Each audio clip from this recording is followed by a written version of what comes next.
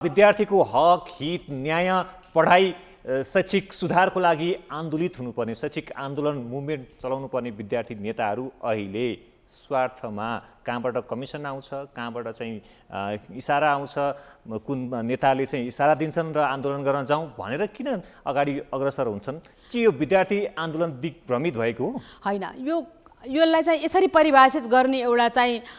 समूह छ जुन चाहिँ विश्वविद्यालयमा विद्यार्थीहरूको यो स्वतन्त्र विद्यार्थीको निर्वाचनै हुनुहुन्न